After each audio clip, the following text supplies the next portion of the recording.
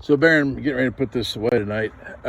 We've got rain forecast for tonight, but so I'm getting ready to put her away. But anyhow, for maximum reliability, I would recommend changing the fuel tank to a modern aluminum fuel tank. This just verify that this hasn't already been replaced with aluminum and painted, but it doesn't look like it from the construction, but perhaps. Nope, it's a magnetic tank. So I do that. The engine's the wrong color, but that's not a big deal. I mean, it's supposed to be there's a green. I'll show you. There's an interceptor green. It's really close to like the seafoam green here that you see. Well, looks like the dash was a different seafoam green, and interesting. So somebody's replaced the interior before, and they did not replace the material on the dash. That's kind of cool. We have determined what the correct material for the flooring is. I believe I sent you a picture of that. So I just wanted to see if you wanted to do that now. And oh, by the way, we've already put your seat back away in the building, and we've already and of course we got both seat bottoms. We have both seat bottoms in here in the front, so where they wouldn't blow out. And this was in the truck, so it would not blow off. The lid was. So anyhow, as far as the color of the stain, I believe this is a pretty common color stain for the Gravettes, which were built in Canada. So I believe there is stain on it. It's just not the Chris-Craft color, which is not the end of the world. It is serviceable. This is supposed to have a crash rail. I'll show you what, and you can see where it was stapled in. I'll show you what a crash rail looks like. And then let's see. The decks look pretty good. I mean, there's been some water intrusion over the years. But let me show you what we can make it look like. Down here you see a short plank. So there's been some repair done up in here at one point in time. A lot of times what happens is people seal off the bottom of their cutwater, and it holds water up against the stem of the boat, and that creates rot that should be open down there to let the water drain out. No short plank on this side.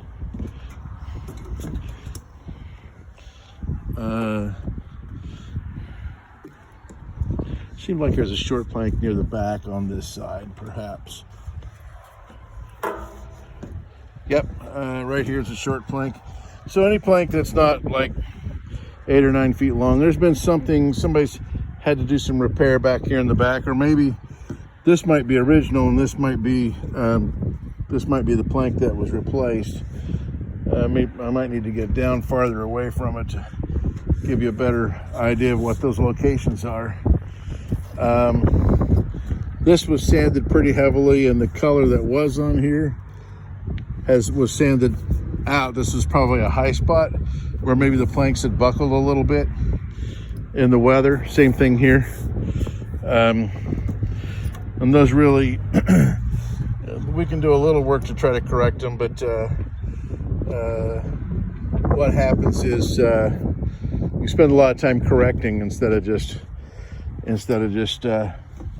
perhaps a strip and refinish. I'm not ready to recommend a strip and refinish. Again, you just gotta, if you're okay with the color, I think your finish will last a number more years.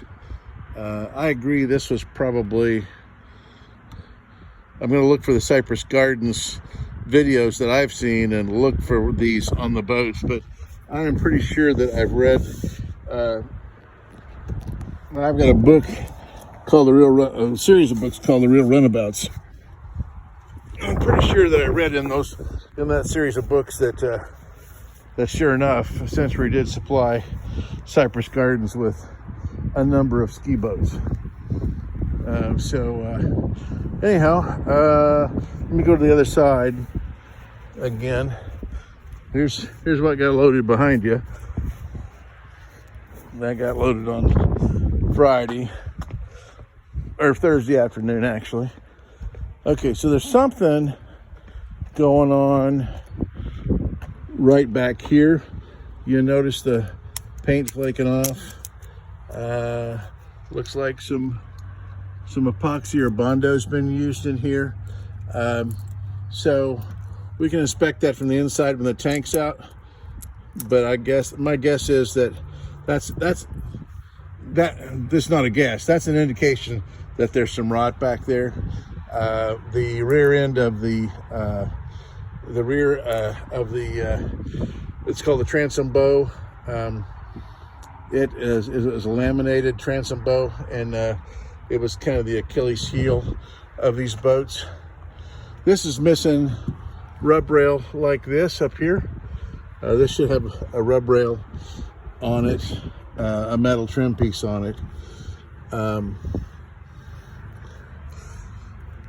So when I'm talking about using, the same finish and not, just adding maintenance coats, I would add maintenance coats. That's the way to slick this up.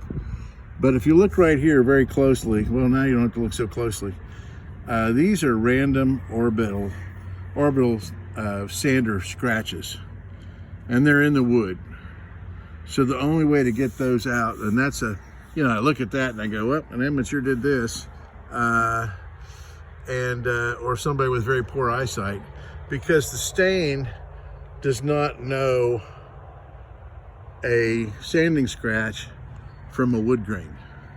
So this one's got a lot of orbital scratches in it. The only way to get those out is take that down to bare wood. If you take this down to bare wood, then you start looking at other areas that need to be repaired. There's been water intrusion here. The stain, or the varnish is actually trying to lift right here. That's lift off the boat. That's the reason for the light color. Same thing's going on here at this plank seam. Let's see. So those would be, we got probably random number of scratches. I can't see them from where, yeah, there they are. Couldn't see them from where I was standing, but it seems like the repairs were done on those, and then they sanded those down with a random orbit, these lighter pieces.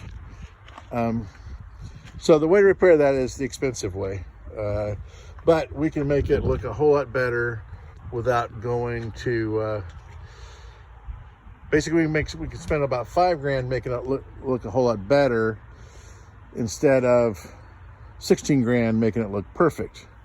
So it's kind of up to you where you go there. But let's see. Okay. Oh yeah, I was going to show you a crash rail.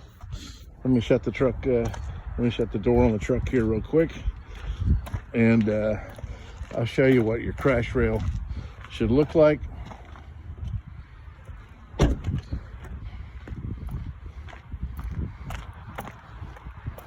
On another boat in here. I'll also show you what your varnish should look like. I won't have anything that's the exact Century stain color, because I don't have a Century in here right now. This is our upholstery shop. This is our upholstery manager here. Oh no, that's his son. And so we get over here, you can see the difference in the varnish. What we can achieve. Basically mirror images. If you look at the lights up there, this is a very smooth, it's a mirror image. Whereas what you got out there is very bumpy, so it reflects the light in lots of different directions. We can actually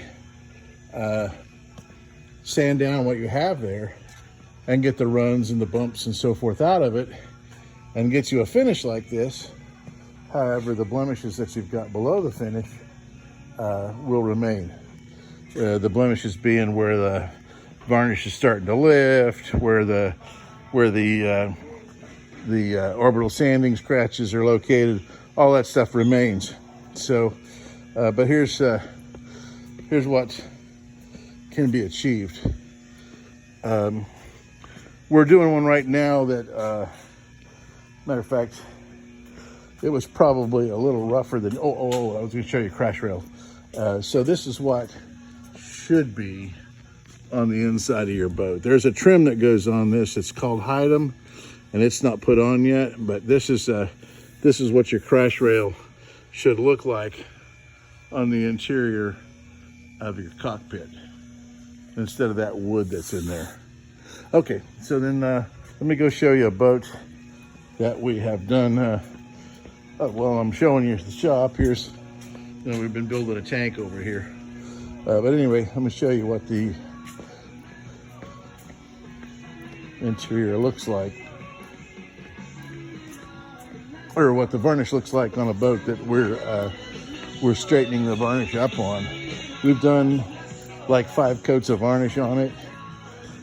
We haven't sanded for flatness or for that mirror image I'm talking about, but you can see that, but we did do a couple of days sanding, getting it somewhat smooth.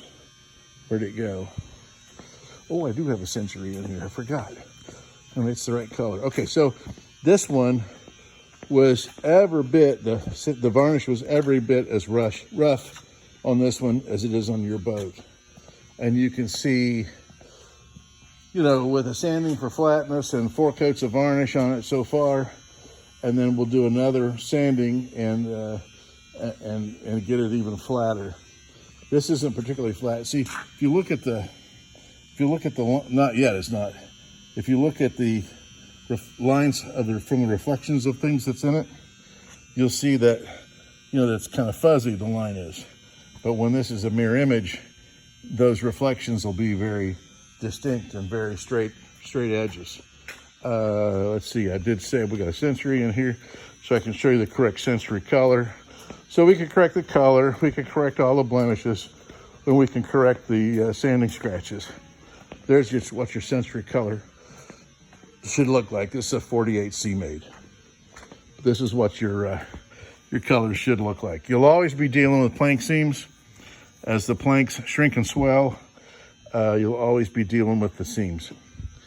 So let's see. While I'm here, I could show you the correct color of interceptor on the engine.